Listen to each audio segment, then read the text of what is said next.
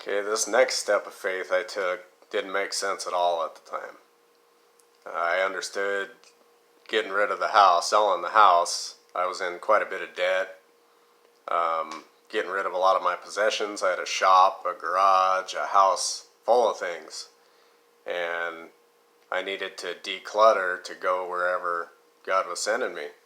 So I started trying to sell everything online, and it turned out just to be a huge headache. So I just ended up giving most of it away, gave most of it to charity. And it felt great, actually, decluttering. It was a lot of, I didn't know how tied to my stuff I was until I actually got rid of it.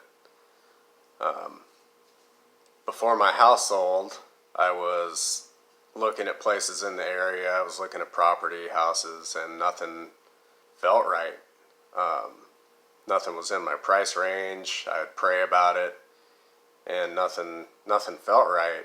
So I really thought when I started following Jesus that the road was going to be all laid out in front of me, easy to see.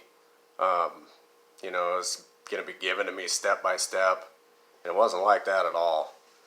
In fact, it was right up until my house sold. Just before my house sold, a friend of mine called me and he told me about this campground up north.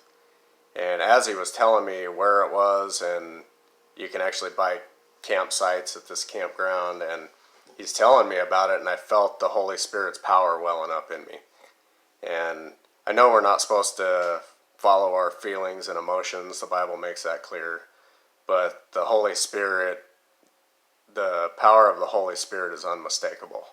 If you've ever felt it, there's no mistaking it for our normal feelings or emotions.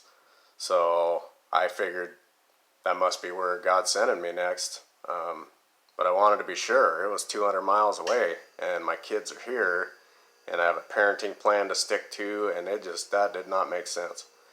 So I took a drive up there to the area to check it out. And as I'm getting into the town, driving into the town, that same feeling overcame me, the Holy Spirit, the tingling, the peace and joy, and just an incredible high feeling. And so I figured, okay, this must be where I'm supposed to go. And so I prayed about it, and I asked God to direct me somewhere else if this is not where I'm supposed to be, because everything's pointing to this is where I'm supposed to be. So I ended up buying a campsite at a campground, and it was an incredibly beautiful area. I ended up volunteering at a big humanitarian organization up there that was fairly close by, not real close by, but I started volunteering there a couple days a week. And there were only 6 paid positions in the whole building. The rest were volunteer. There were 20, 30 volunteers working there every day. And I ended up getting hired at this place against incredible odds. I mean, it had to have been God directing me there. There's no reason I should have even found the place in the first place. And it was awesome work. Everything I was doing, they ship things overseas to help people that are starving to death and don't have clean water, and just everything I touched went to helping people. It was an awesome job, and I was able to stick to my parenting plan. I would drive down every other weekend, and I was able to stick to the parenting plan. Had my kids every other weekend.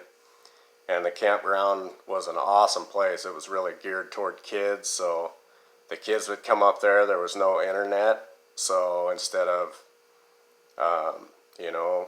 everybody doing their own thing with technology, we were pretty much forced to hang out by the campfire and talk, and it actually brought us closer together. And I wasn't there for a long time. I was there about a year and a half, and in a similar way that God brought me up there, He brought me back. But before He did, I learned some very valuable lessons. I needed that time alone out in the woods with God, studying and praying, and I learned some things that are that I wouldn't have learned any other way. So I guess that's why they call it walking by faith and not by sight. If I was walking by sight, I never would have went up there. I mean, it didn't make any sense to me or to any of my friends or family. It didn't make sense at all. So I'd like to encourage you to take a step of faith, and it'll be well worth it. I mean, God has a big picture, we don't. But just make sure it's God asking you to do it. So in Matthew 22, a Pharisee, who is also a lawyer, asked Jesus what the first and greatest commandment is. And Jesus says it's to love God with all your heart, soul, and mind, and the second is like it, love others as yourself. On these two commandments hang all the law and the prophets. And all the law and the prophets means all the commands in the Bible. So if it doesn't have to do with those two things, then it's not from God. So if it's about hurting people, hating people, leaving your spouse for another person, or getting rich or seeking pleasure, it's probably not from God. God asks us to do things. Jesus asks us to walk on water where He is.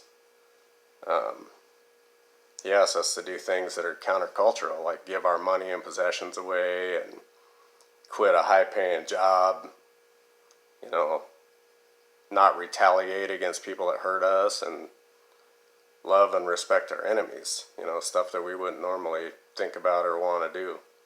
So if He asks us to do it, it's for a really good reason. It's good things are going to come of it.